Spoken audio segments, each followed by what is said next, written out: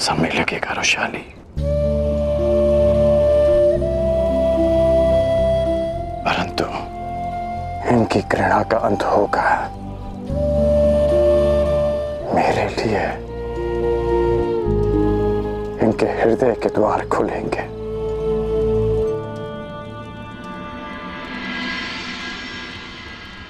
अंगराज,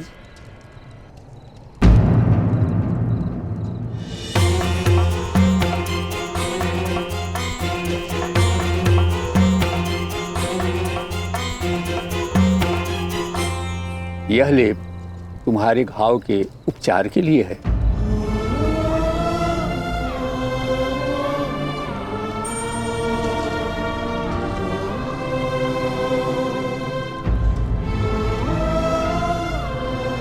यदि चाहो तो मेरी कुटिया में आ सकते हो।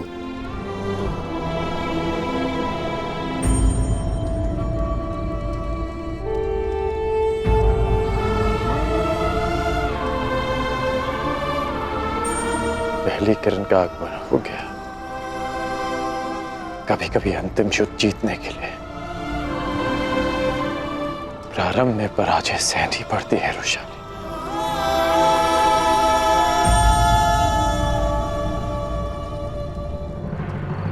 तुम पांचाल की सीमा पर आ चुके हो और तुम्हारे समक्ष संपूर्ण पांचाल राज्य है।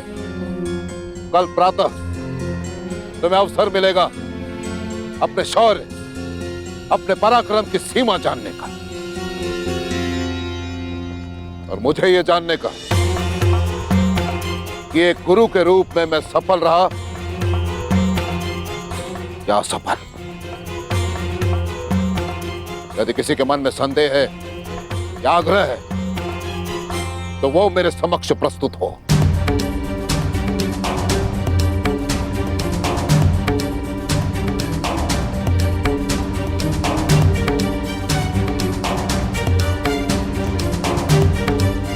ज्येष्ठ कुरु कुमार, तुम्हारे मन में कोई संदेह है? संदेह नहीं गुरुदेव, उत्सुकता है। एक शिष्य होने के नाते मैं अपना धर्म पूरा करूंगा, अपने गुरु की आज्ञा का पालन करूंगा। परंतु धर्म के नाते क्या मुझे इतना जानने का भी अधिकार नहीं कि पंचाल नरेश पे आक्रमण क्यों किया जा रहा है? क्या पंचाल नरेश इस आक्रमण के पात्र हैं? मुझे ज्ञात था कि धर्मराज युधिष्ठिर के मन में अवश्य प्रश्न उठेंगे। मैं तुम्हें कथा सुनाता हूं और तुम स्वयं निर्णय करना कि पांचाल नरेश द्रुपद प्रतिशोध का पात्र है या नहीं। एक ब्राह्मण कुमार और एक राजकुमार दोनों अभिन्न मित्र थे। उनके मित्रता का कारण था कि इन दोनों के एक ही गुरु थे। ब्राह्मण कुमार के पिता शिक्षा हो या भिक्षा, पुरस्कार हो या दंड, दोनों मित्र समान रूप से उसे बांट लेते।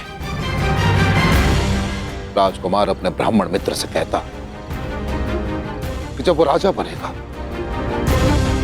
तो अपना राज्य भी उससे बांटेगा। समय बीता, राजकुमार और ब्राह्मण कुमार की शिक्षा पूर्ण हुई। राजकुमार अपने राज्य लौट गया और यहां ब्राह्मण कुमार के पिता स्वर्ग सिधारे। और इतना ही नहीं, ब्राह्मण कुमार पर आक्रमण हुआ निर्धनता का। ब्राह्मण कुमार स्वाभिमानी था, परंतु अपनी भूखी संतान के करंदन के समक्ष उसका स्वाभिमान परास्त हो गया। निर्धनता का मारा ब्राह्मण कुमार अपने मित्र के पास सहायता के लिए पहुंचा।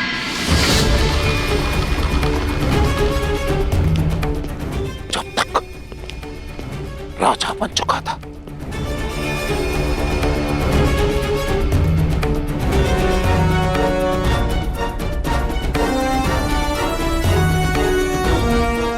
उसने अपने मित्र को बचपन के एक एक वचन स्मरण करवाए।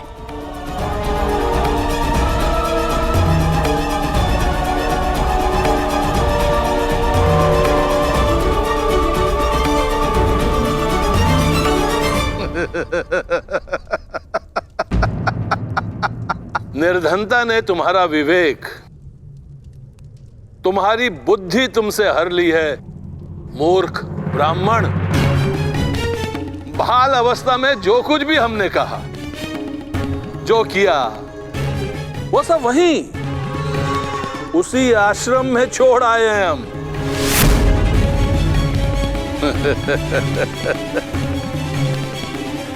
परिवार पालन पोषण में कोई समस्या हो रही है तो 2-4 गाय, कुछ स्वर्ण मुद्राएं हमसे दान में प्राप्त कर सकते थे, परंतु मित्र कहने का साहस कदापि नहीं, क्योंकि मित्रता सदा बराबर वालों में होती है। सभासदों, देखो देखो इस मूर्ख ब्राह्मण को, दरिद्र भिक्षुक हमसे, सम्राट द्रुपद से मित्रता करना चाहता।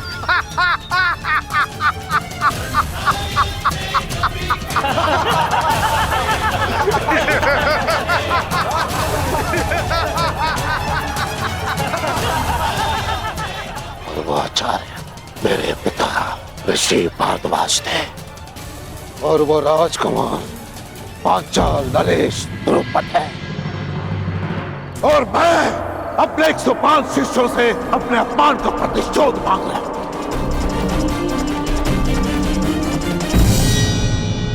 क्योंकि मैं द्रोण वो ब्राह्मण पुत्र हूं, और वर्षों से ये अपमान की अग्नि मेरे हृदय में धधक रही है, एक ज्वालामुखी के भांति, और इस ज्वालामुखी को शांत करना मेरे शिष्यों के हाथ में है।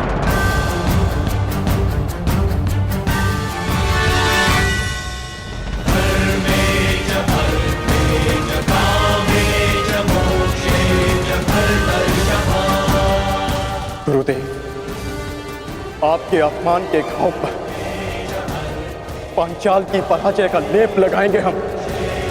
जिस पांचाल नरेश ने हमारे गुरु को भिक्षुक कहकर अपमानित किया, उसे भिक्षुक बनाकर आपके चरणों में प्रस्तुत करेंगे हम।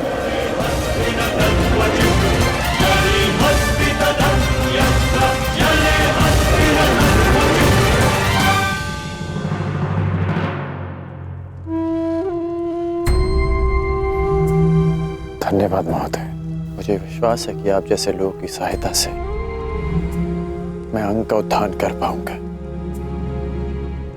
भूल जाओ अंगराज, उत्थान और विकास की बातें पेट भरे होने पर ही भाती। यहाँ अंग में भूख का शासन है,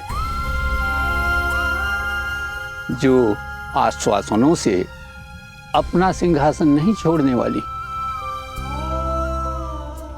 वर्षों से अंग हस्तिनापुर के अधीन है, परंतु आज तक हमारा कुशल क्षेम पूछने कोई नहीं आया। हम लोग मृत्यु से नहीं, जीवन से युद्ध करते हैं। अंततः हमने अपना जीवन जीना सीख लिया है, और आज अचानक यहाँ आकर तुम अपना अधिकार जता रहे हो, वो भी रिक्त बातों से। यहाँ के लोगों की दृष्टि में तुम एक राजा नहीं, बल्कि हमारा उपहास उड़ाने आए एक शत्रु हो।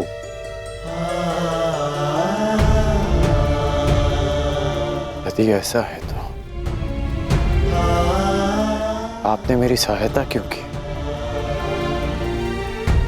क्योंकि मेरा भी एक पुत्र था, तुम्हारे ही जैसा, तुम्हारी ही तरह परिवर्तन की बातें करने वाला, सबको भूख मिटाने का स्वप्न दिखाता और स्वयं प्यासा ही मर गया। आश्चर्यचकित न हो कर्ण, यही अंग का सत्य है। जल प्राप्त करने के लिए हमें मदिरा बनाकर मगध भेजनी होती है।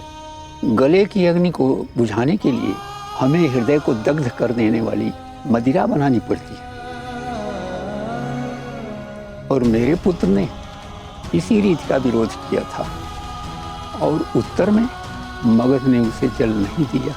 उस सब की सहायता करना चाहता था, उस सब के लिए जल चाहता था, परंतु किसी ने भी उसकी जिह्वा पर 2 बूंद जल भी नहीं डाला। ज्ञात नहीं वो प्यास से मर गया या अपनों के आघात से, परंतु ये सब मैं तुम्हें क्यों सुना रहा हूं? तुम्हें तो अनुमान भी नहीं होगा कि अपने जन को खोने से कैसा अनुभव होता है।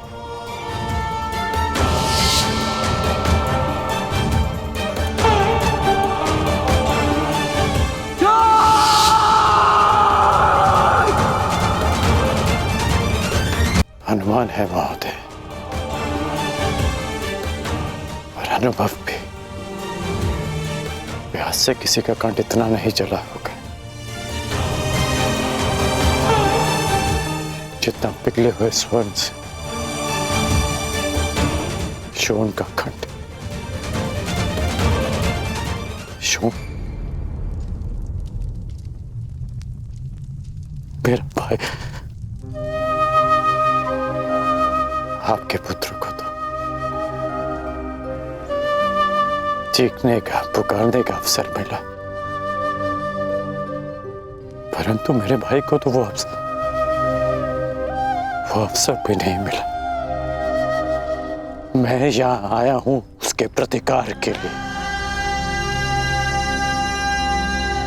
मैंने ये परिवर्तन का बीड़ा उठाया इस अनुभव के कारण।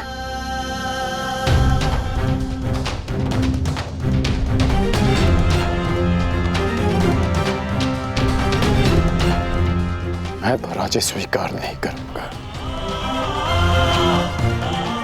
इसलिए भी क्योंकि ये अनुभव किसी और को सहना ना पड़े। मेरी सहायता करें महोदय। मुझे बताइए कि अंग की प्रजा को नया जीवन कैसे दिया जाए? जीवन तो बस जल से मिलता है अंगराज।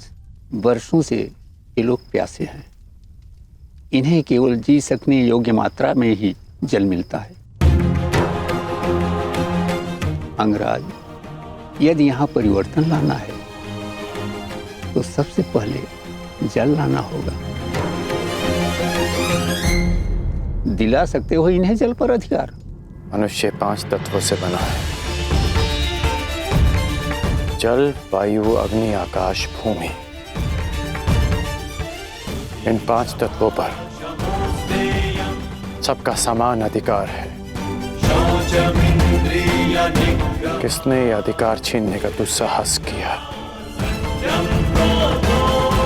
कौन रोकता है अंग के अधिकार का जल? महोदय, आप मुझे उसके पास ले चलिए।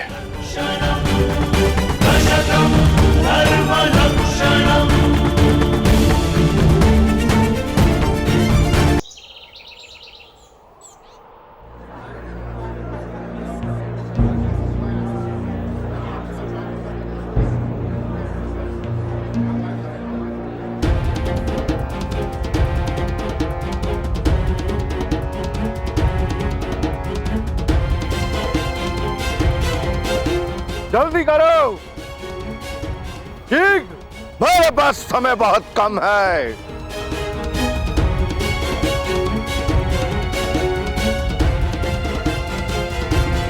जल्दी करो।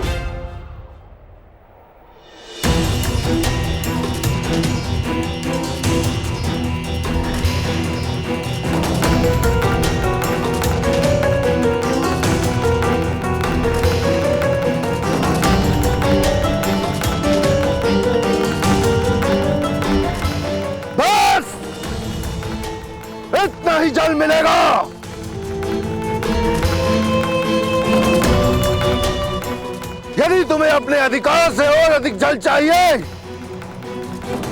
तो भगत के अधिकार की मदिरा लाओ। जाओ। मेरी अंजलि छोटी है, प्यास नहीं बुझी और जल चाहिए।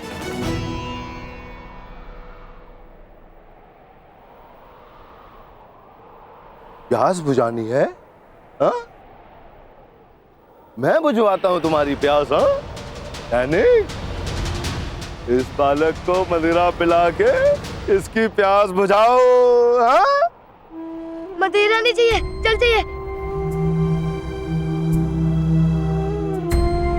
ये भी मदिरा पी, आनंद ले।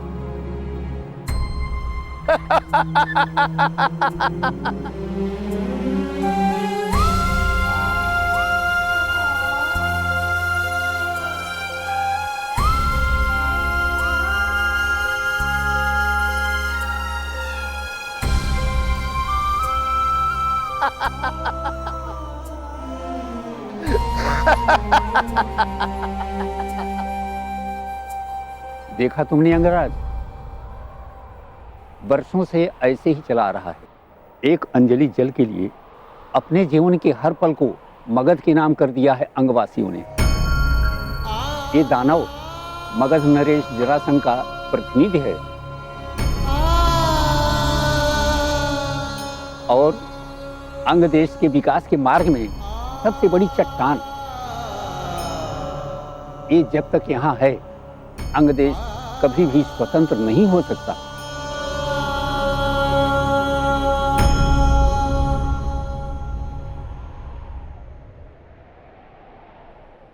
दानव, मार्ग से हटो। इस जल पर किसी एक का अधिकार नहीं। ओ अंगराज कर्ण, तुम अभी तक यहीं पर विराजमान हो और जीवित भी। लगता है कि अंगराज को भी जल की प्यास सताने लगी। तो ठीक है, मदिरा लेकर आओ और बदले में अपने अधिकार का जल ले जाओ। मैं यहाँ सारे अंग के लिए जल लेने आया हूँ। अंगराज, तुम राजा हो या विदूषक, तुम्हें इतना भी ज्ञात नहीं कि इस जल पर मगध का अधिकार है। इसीलिए त्यागपूर्वक मैं जितना भी जल दे रहा हूं उसी में संतुष्टि करो। जे रुष्ट मत करो बालक, अन्यथा तुम अपने प्राणों से हाथ धो बैठोगे। अंतिम चेतावनी दे रहा हूं कि अंग का जल अंग में छोड़ो और अंग की सीमा से चले जाओ, अन्यथा नरक में प्रस्थान करोगे। मृत्यु का भय तू किसे दिखा रहा है? मृत्यु तो सबकी होनी है मूर्ख। वो कब किसको ले जाए यह किसी को ज्ञात नहीं, परंतु मुझे यह ज्ञात है, मेरी मृत्यु तेरे हाथों से नहीं होगी। तो युद्ध के लिए प्रस्तुत हो जाओ। अंगराज, मैंने तुझे एक बार चेताया, 2 बार तुझे सावधान किया और अब मैं तुझे अंतिम चेतावनी दे रहा हूं। अब भी समय है, लौट जा, अन्यथा मृत्यु को प्राप्त हो जाएगा। तुम्हारा ये बाण मुझ तक पहुंचे, इसमें मुझे संदेह है, परंतु यदि ये सूचना मगध नरेश तक पहुंच गई कि मुझ पर एक अंगवासी ने आक्रमण किया है, तो अंग प्रदेश का अस्तित्व मिट जाना निश्चित है। मैंने अंग को अस्तित्व में लाने के लिए ही धनुष उठाया है।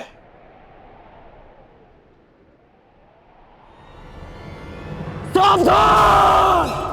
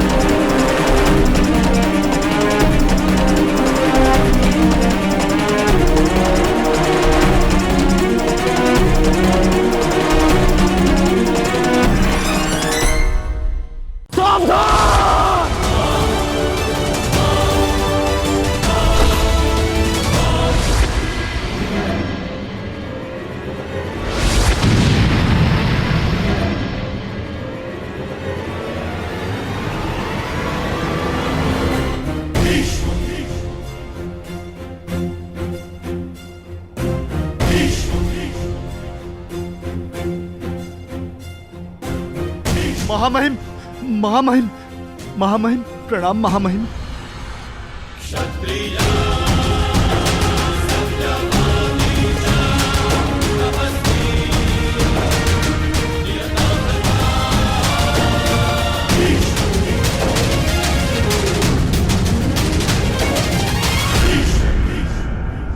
मैंने तुम्हें सावधान किया था कर्ण कि एक राजा और योद्धा में अंतर होता है।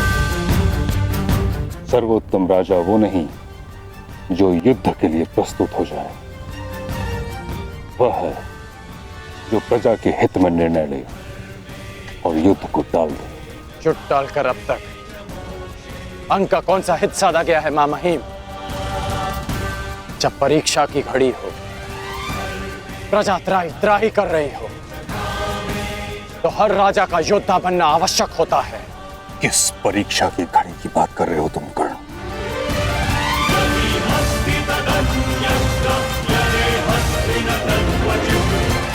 अंग की प्रजा को देखिए, अंग की प्रजा को देखिए महामहिम।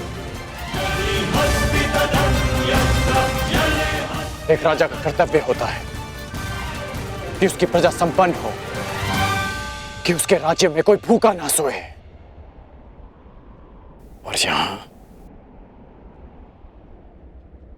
भूख की अग्नि बुझा सके इतना अन्न मिलना तो दूर की बात है,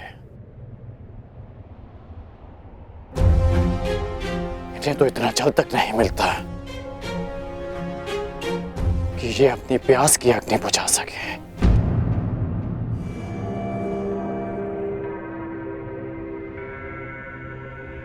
ये एक राजा के लिए परीक्षा की घड़ी नहीं तो क्या है?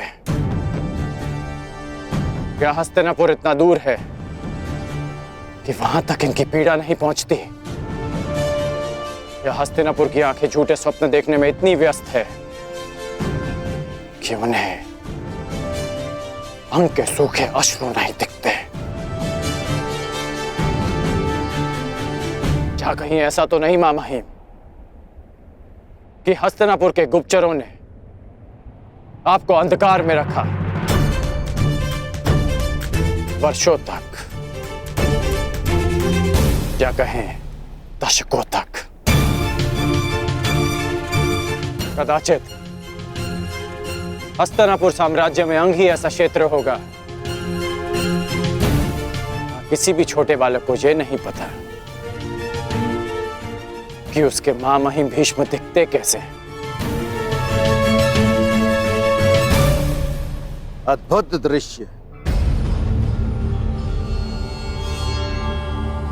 अंग प्रदेश के भूतपूर्व शासक और वर्तमान राजा का यह मिलन देख के तो मेरी आंखें भर गई। महामहिम, यदि आपको संधि के नियम स्मरण हो तो अपने इस मेमने से कहिए कि मेरी दृष्टि से दूर हो जाए। कहीं ऐसा ना हो कि इसका प्रलाप एक सोए हुए सिंह को जगा दे। क्या हुआ अंगराज कर्ण? तुम्हें क्या लगा था कि तुम्हारे ये महामहिम तुम्हारे अपमान के लिए मुझे तुम्हारे समक्ष दंडित करेंगे? ऐसा कुछ नहीं होने वाला महारथी कर्ण। मैंने तुम्हें एक बार चिताया था, 2 बार तुम्हें मैंने सावधान किया था, अब मैं तुम्हें अंतिम बार चेतावनी दे रहा हूं कर्ण। इसी क्षण तुम अंग प्रदेश को छोड़कर वापस चले जाओ, अन्यथा तुम मृत्यु को प्राप्त हो गए। अंग प्रदेश में ना कभी कोई राजा था, ना ही अंग प्रदेश को किसी राजा की आवश्यकता है। मैं बचपन से ही तनिक हटी हूं दानव। महामहिम सैकड़ों बार मुझे समझा चुके हैं। जब उनकी बात नहीं समझ पाया तो तुम्हारी क्या समझूंगा? इसलिए मुझे तुम्हारी अंतिम चेतावनी भी अस्वीकार है। तू ऐसे नहीं मानेगा कर्ण।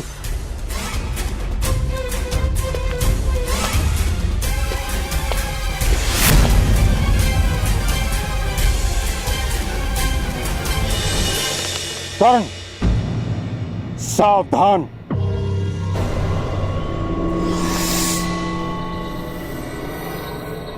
हट जाओ कन्या, मैं स्त्रियों पर अस्त्र नहीं उठाता। जानती हूँ महामहिम, इसीलिए आपके और कर्ण के मध्य खड़ी हूँ। तुम नहीं जानती तुमने कितने बड़े विनाश को आमंत्रण दे दिया है। जो चुनौती को समक्ष देखकर रुक जाए वो कर्ण नहीं महामहिम,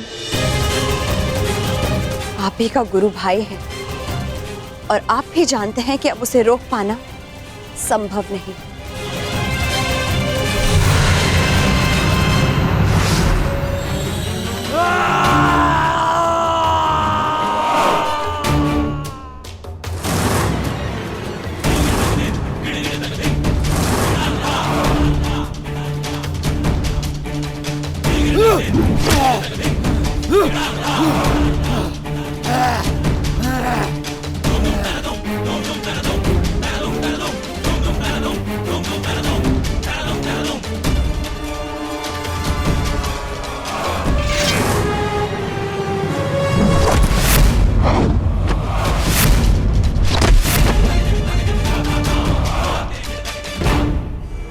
ये है अंग के राजा के अपमान के उत्तर में।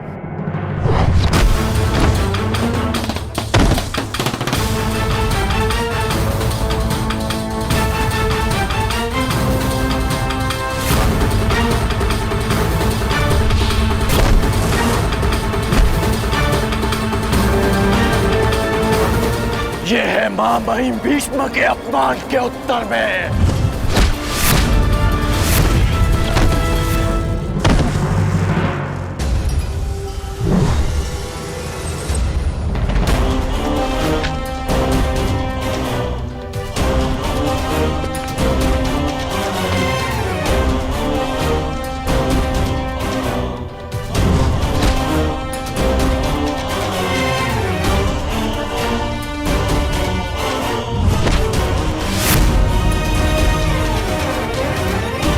और ये अंग भूमि के अपमान के उत्तर में।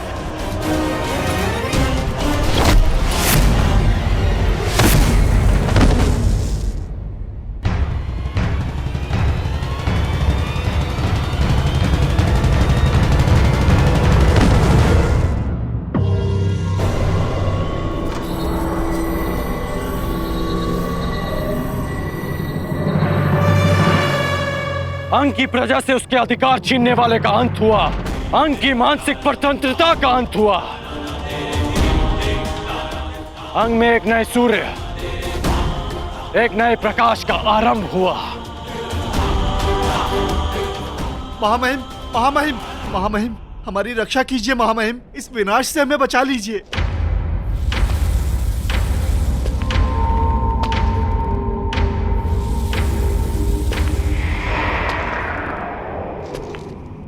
देख रहे हो कर्ण,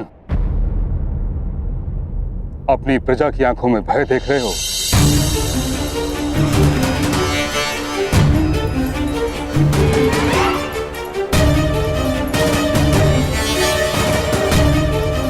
तुमने अंग को जल का अधिकार नहीं दिलाया, उनसे जीवन का अधिकार छीन लिया है। तुमने किसी नए प्रकाश का प्रारंभ नहीं किया, बल्कि एक महायुद्ध का प्रारंभ किया है जो अंधकार बनकर उनके जीवन पर छा जाएगा। तुमने इस दानव को नहीं मारा, तुमने एक महादानव को जगा दिया है।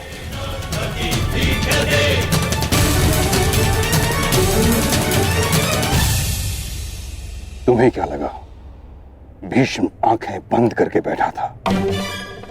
नहीं कर्ण, ये बांध अंग का जल रोकने के लिए नहीं था, उसका विनाश रोकने के लिए था। तुमने अंग की स्वतंत्रता को नहीं, बल्कि बृहद्रथ पुत्र महाबलशाली जरासंध के त्रास को ललकारा है कर्ण।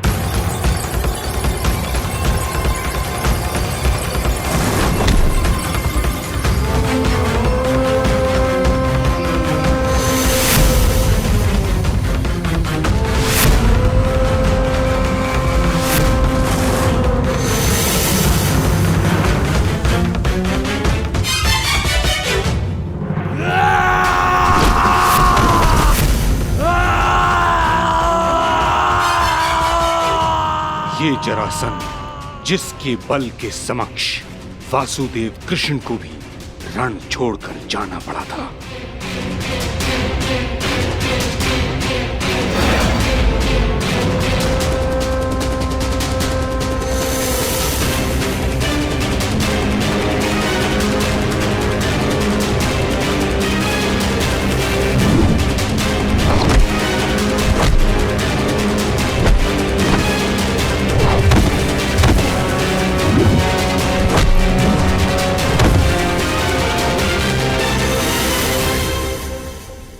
महाराज,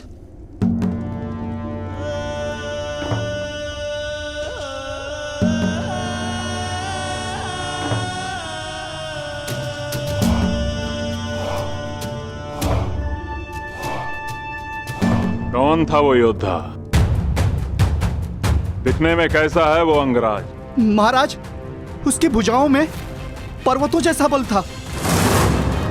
उसके मस्तक पर सैकड़ों सूर्यों का तेज था और उसकी गति तो ऐसे जैसे पवन की गति को भी पराजित कर दे। महाराज, महावीर, महावीर, उसने तो दानव को प्रहार करने का एक भी अवसर नहीं दिया। दानव की मृत्यु के पश्चात तुम लोगों ने क्या किया? उसके बाद हम उस स्थान को छोड़कर तुरंत आपको सूचित करने यहां चले आए। महाराज,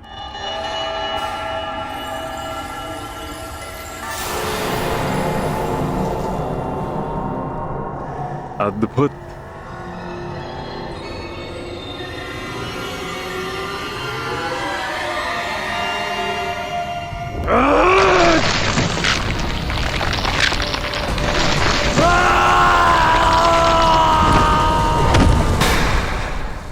मुझे घृणा है उस प्रत्येक व्यक्ति से जो रण छोड़कर भाग जाए।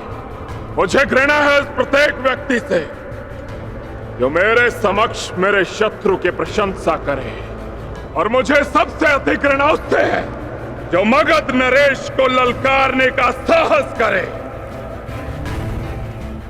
अंगराज, तुम्हारे अंग अंग को भंग करेगा जरासंध। एक और युद्ध का समय आ गया है।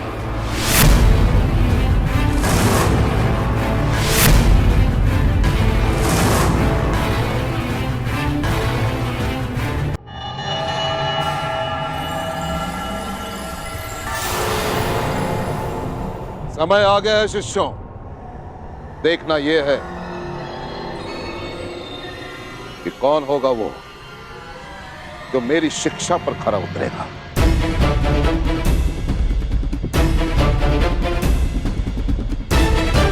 कौन होगा वो जो मेरी गुरु दक्षिणा देने में सक्षम होगा। कौन होगा वो जो पांचाल नरेश द्रुपद को परास्त करके बंदी बनाकर मेरे समक्ष लेकर आता है। कौन होगा वो? प्रयाण करो।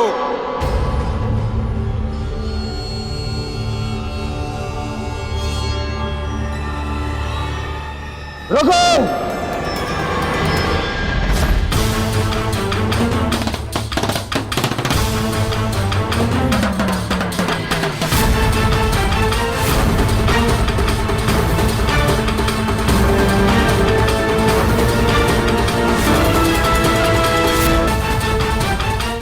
क्या हुआ दुर्योधन?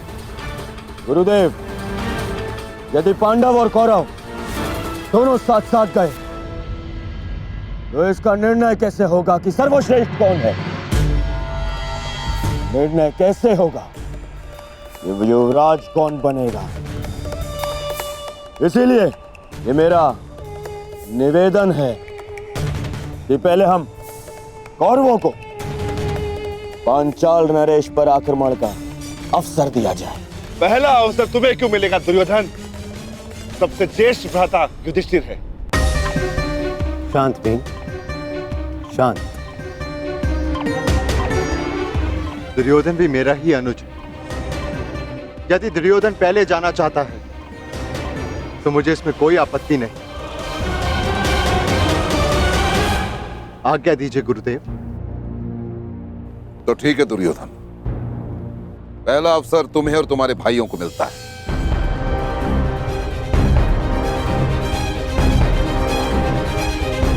प्रयाण करो। चलो।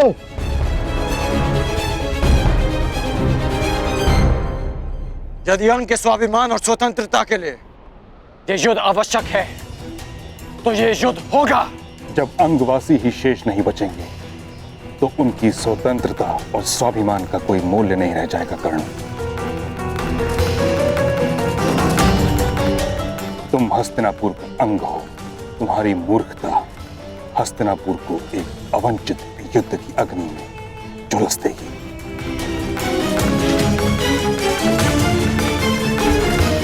हस्तिनापुर की सुरक्षा के लिए अंग का बलिदान किया गया। ये अनीति क्यों? यही नीति है कर्ण। एक परिवार को सुरक्षित रखने के लिए उसके एक सदस्य का बलिदान दिया जाए तो उचित है। उसी भांति एक ग्राम की सुरक्षा के लिए एक परिवार का बलिदान उचित है। उसी भांति एक प्रदेश के लिए एक ग्राम और एक साम्राज्य के लिए एक प्रदेश का बलिदान हो, यही राजनीति है। मेरी समझ में राजनीति का अर्थ थोड़ा भिन्न है मामहीम। राजनीति का अर्थ है राजा की नीति, और अपनी प्रजा की रक्षा करना राजा की सबसे बड़ी नीति होती है। और अपनी प्रजा की दुर्दशा देखकर मौन रह जाना ये राजनीति नहीं, अनीति है। और ये राधेकर्ण इस अनीति का साथ कभी नहीं देगा। अर्थात तुम मगध से युद्ध करोगे? हाँ।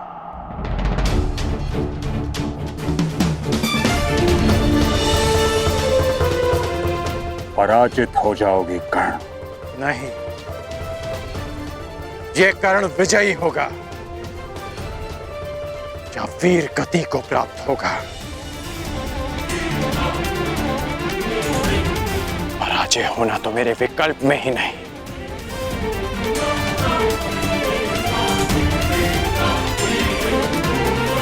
अपनी प्रजा के लिए अपने प्राण दे देना,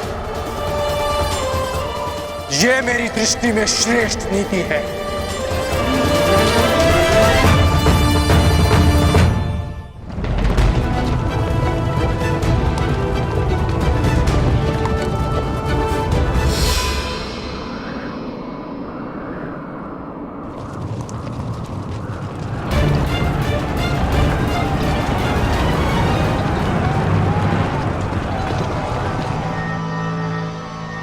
स्वागत है कुरु राजकुमार। स्वागत स्वागत नहीं, अपने शत्रु से युद्ध किया जाता है पांचाल नरेश। परंतु तुम हस्तिनापुर नरेश धृतराष्ट्र के पुत्र हो, और जहां तक हमें स्मरण है हमारी तुमसे कोई शत्रुता नहीं है। मुझसे ना सही, परंतु मेरे गुरु से अवश्य है। वो ब्राह्मण द्रोणाचार्य स्वयं तो हमारा बाल भी बांका न कर पाया, परंतु अब लगता है तुम्हें अपने बातों के व्यू में उलझाकर तुम्हारे द्वारा अपना प्रतिशोध हमसे लेना चाहते हैं। प्रतिशोध उनका सही, परंतु मेरे लिए ये गुरु दक्षिणा है। ठीक है, यदि तुम युद्ध ही चाहते हो तो हमें कोई आपत्ति नहीं है। आक्रमण!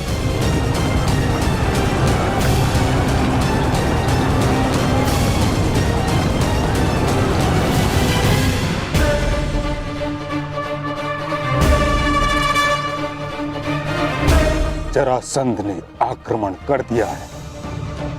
यदि युद्ध ही नियति है तो मैं मगध नरेश से युद्ध करूंगा। तुम मगध नरेश को अधिक समय तक रोक नहीं पाओगे कर्ण। अंग की रक्षा अब मैं करूंगा। नहीं, अंग अपनी रक्षा करने में आत्मनिर्भर है मां महीम।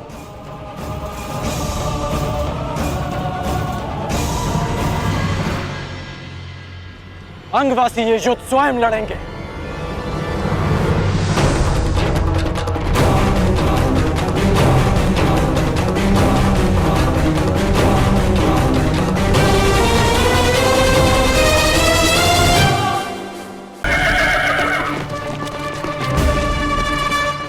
जरासंध ने आक्रमण कर दिया है।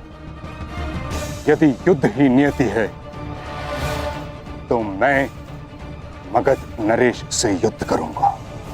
नहीं, अंग अपनी रक्षा करने में आत्मनिर्भर है मां महिम। अंगवासी ये युद्ध स्वयं लड़ेंगे। यही एक मार्ग है अपने भीतर के भय को भगाने का, अपने मन में देश और स्वतंत्रता के लिए प्रेम जगाने का।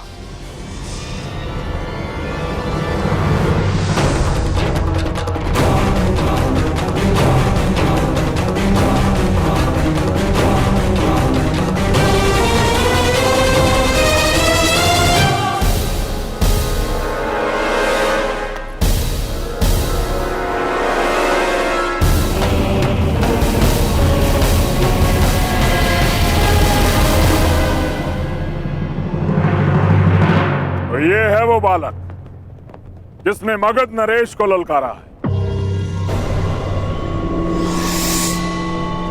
मूर्ख गुप्तचर, शत्रु का विवरण भी ठीक से नहीं दे सकते।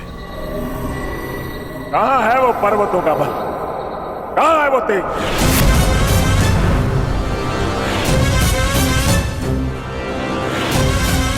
जो इस युद्ध में सम्मिलित नहीं है वो यहां से चला जाए, क्योंकि जो इस क्षेत्र में उपस्थित रहेगा उसका शव ही यहां से जाएगा।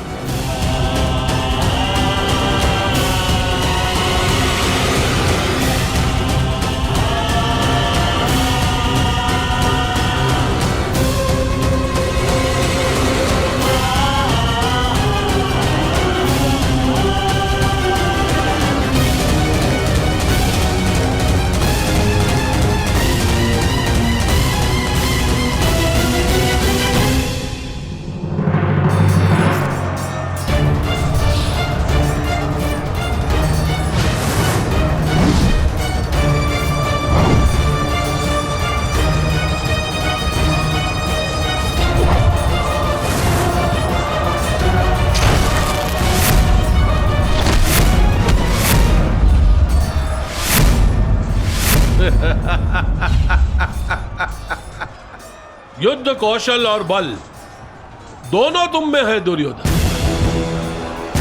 परंतु लगता है तुम्हारे आचार्य द्रोण ने तुम्हें गदा युद्ध में प्रवीण नहीं किया। तुम्हें और प्रशिक्षण की आवश्यकता है दुर्योधन। यदि चाहो तो वो प्रशिक्षण हमसे ले सकते हो।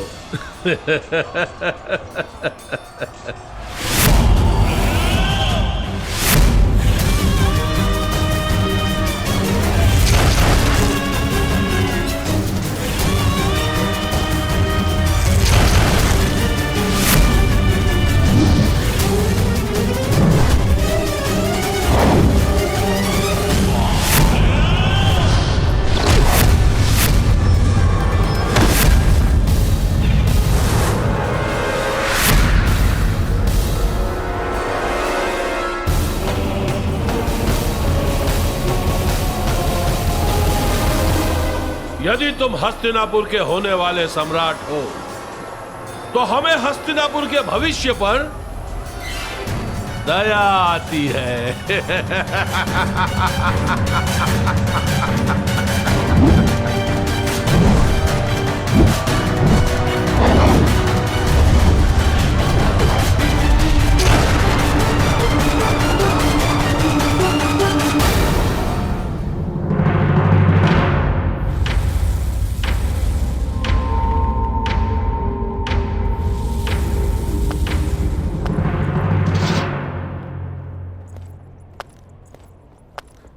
तो अंगराज, मुझे लगता है हमारे पास पर्याप्त सेना है।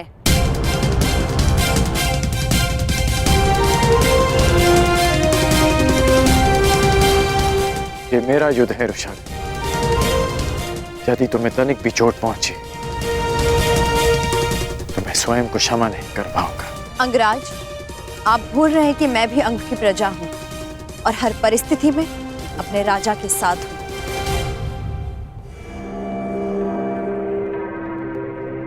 तो तुम्हारा राजा तुम्हें आदेश देता है कि चली जाओ। जो रणभूमि में सिद्ध नहीं कर पाए उसे सिद्ध करने का अवसर आज मिला है।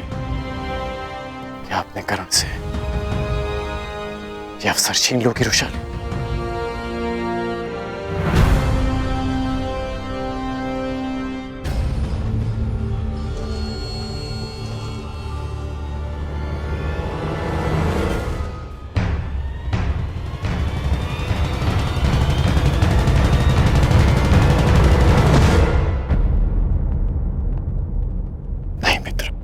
आज आपके हाथ प्रहार नहीं करेंगे, बल्कि आपके नेत्र अपने पुत्र की हत्या का प्रतिकार देखेंगे।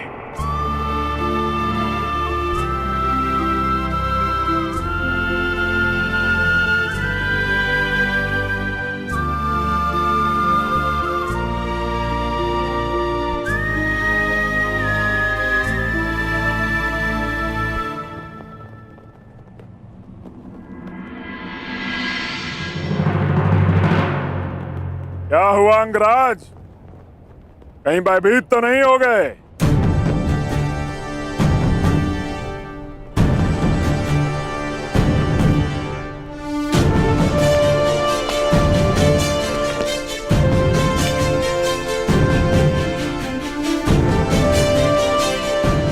आश्चर्यचकित मत हो कर्ण।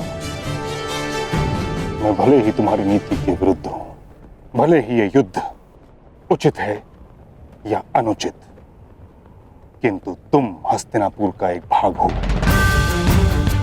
और मेरा धर्म, मेरी प्रतिज्ञा हस्तिनापुर की सुरक्षा में होती है। भले ही मुझे तुम्हारी रक्षा करनी पड़े।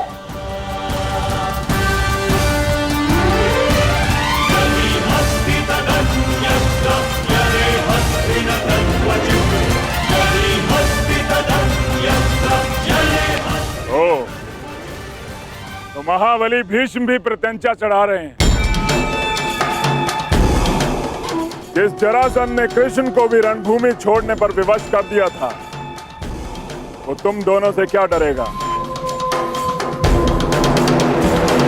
प्रतीत होता है कि नियति ने तुम दोनों का अंत एक ही दिन में जरासंध के हाथों लिख दिया।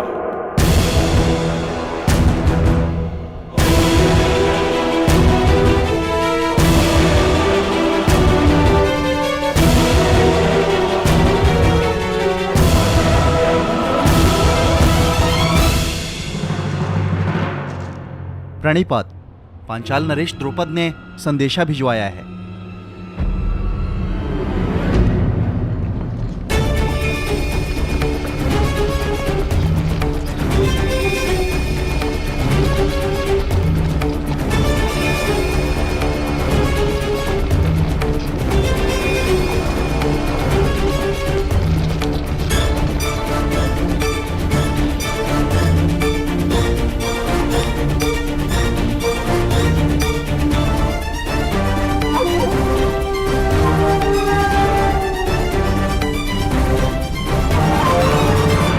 असफल हुए द्रोण।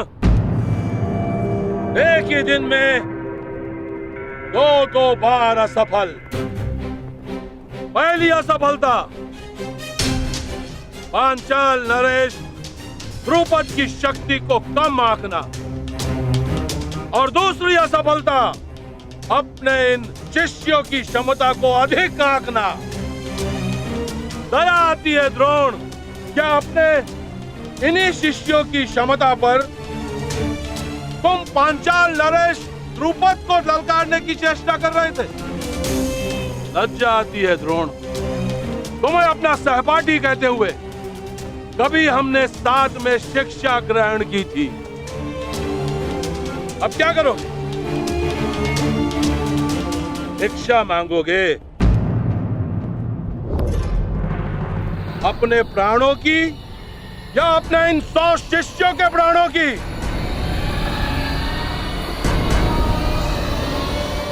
भिक्षा कैसे मांगते हैं ये तो स्मरण होगा ना? या इतने वर्ष राज आश्रम में रहने के पश्चात भिक्षा मांगने में भी असफल रहोगे आचार्य द्रोण?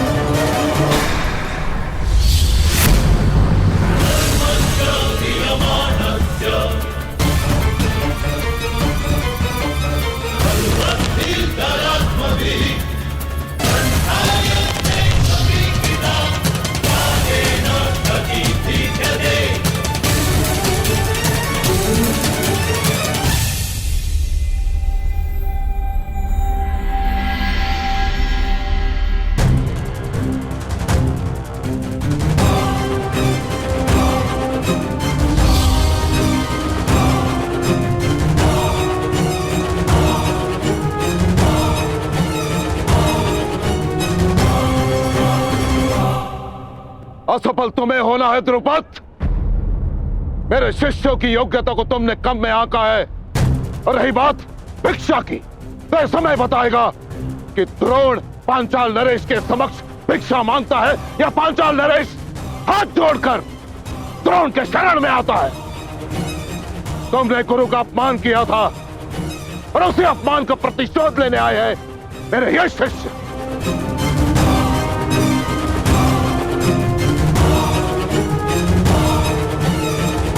तो तुम्हारे तुनीर में अब भी एक बाण शेष है। एक नहीं द्रुपद, 5।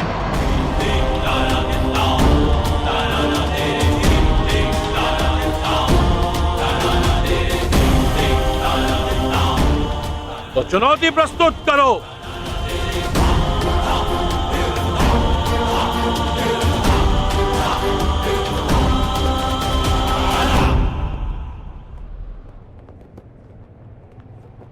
विजय बाबा, मुझे मेरी गुरु दक्षिणा प्रदान करो। द्रुपद।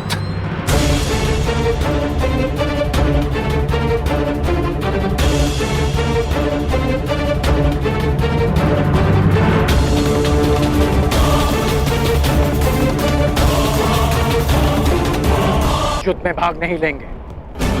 मूर्खता मत करो कर्ण।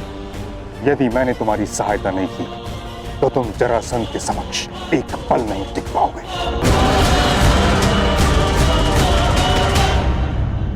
कदाचित महामहिम भूल रहे हैं कि उन्होंने क्या कहा था कि हस्तिनापुर की सुरक्षा उनका पहला उद्देश्य है।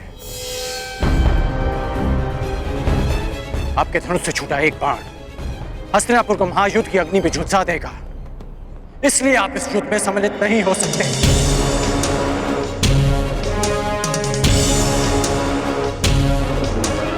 युद्ध अंगराज और मगधराज के मध्य है।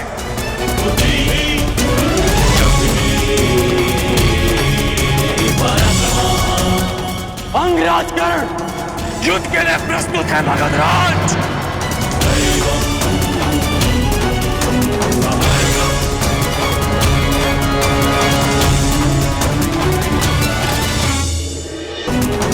अंगराज कर्ण युद्ध के लिए प्रस्तुत है मगधराज।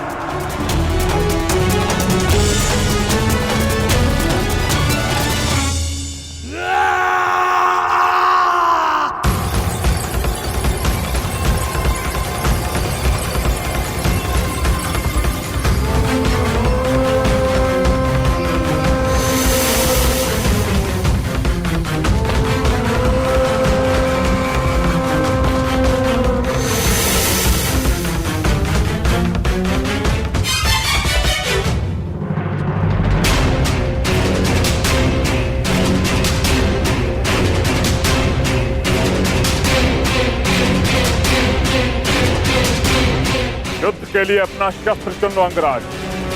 मैं अंक का वासी हूं और आप मगध के। इस नाते आप हमारे अतिथि हुए, इसलिए मैं आपको अवसर देता कि जिस विद्या में आप निपुण हैं उसका प्रयोग आप कर सकते हैं। तुम्हारी दृष्टि में मैं अतिथि हूं, किंतु मेरी दृष्टि में तुम शत्रु होकर, और जरासंध अपने शत्रु के सबसे प्रबल पक्ष को ध्वंस करने में विश्वास रखता है। सुना है धनुर्धारी हो तुम, मैं धनुष से ही तुम्हें ललकारूंगा।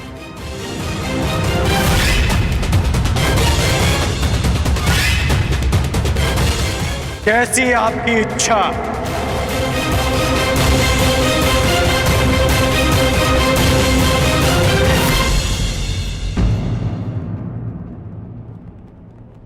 रथ प्रस्तुत है अंगराज।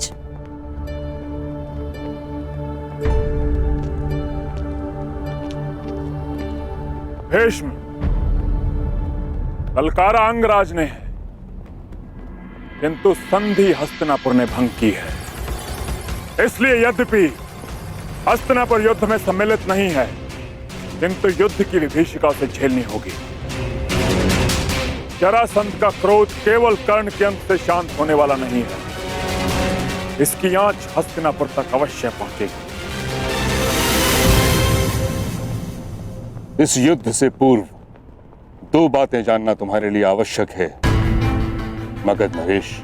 प्रथम, हस्तिनापुर के शांति प्रयास को उसकी निर्बलता मत समझना,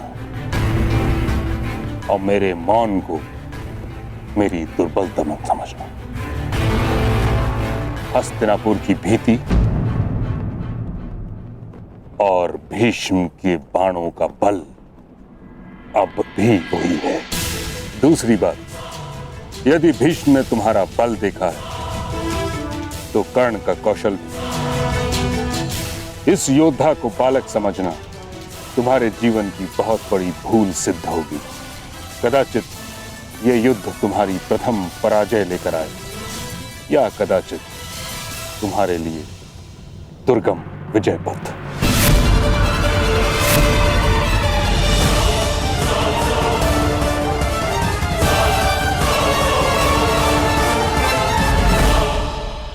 कर्ण, यह कहने की आवश्यकता नहीं कि तुमने संसार के सबसे भीषण प्रतिद्वंदी को ललकारा है। युद्ध क्षेत्र के पास अंग की प्रजा भी है। विध्वंसक अस्त्र का प्रयोग उनको संकट में डाल सकता है जिनके लिए तुम युद्ध करने जा रहे हो। जरासंध की शक्ति उसकी आक्रामकता में है। उसे अवसर मत देना कि वो तुम पर वार कर सके। प्रारंभ से ही मुझे मगध नरेश को पीछे हटाना है। पहले उनकी युद्ध नीति को समझना है और फिर उसे चूर चूर करना है।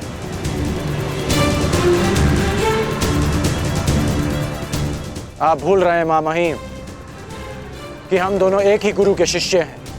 मुझे स्मरण है कर्ण, और तुम भी स्मरण रखना, ये कोई रंग भूमि नहीं, वास्तविक युद्ध भूमि है। और तुम्हारे समक्ष कोई राजकुमार नहीं, संसार का सबसे विकट प्रतिद्वंदी खड़ा है। मेरा लक्ष्य केवल परिवर्तन है मां महिम। मेरा केवल एक ही शत्रु है, अन्याय, जो हर बार नए रूप में आता है। रंगभूमि में राजकुमार बनकर और युद्ध भूमि में मगध नरेश बनकर। परंतु ये राधेकर्ण जीते जी इस अन्याय से कभी हार नहीं मानेगा। ईश्वर करे तुम्हें विजय प्राप्त हो कर्ण। यदि तुम पराजित हुए तो मुझे स्वयं को युद्ध में सम्मिलित करना हो, जिसका अर्थ है हस्तिनापुर को युद्ध की अग्नि में झोंकना। तुम्हारे मित्र दुर्योधन ने तुम पर विश्वास किया है, उसकी परीक्षा में खरे उतरना है तुम्हें कर्ण।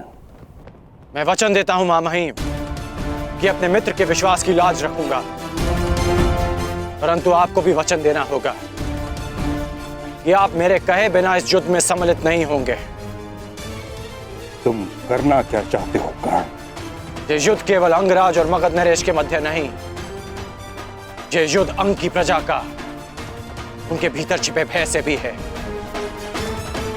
और भय के अंधकार में सोई अंग की प्रजा को मैं जगाना चाहता हूं। इसलिए आपसे वचन चाहिए कि जब तक मैं ना कहूं आप अपना धनुष नहीं उठाएंगे। मेरा आशीष है कर्ण, विजयी वही हो जो अधिक श्रेष्ठ हो।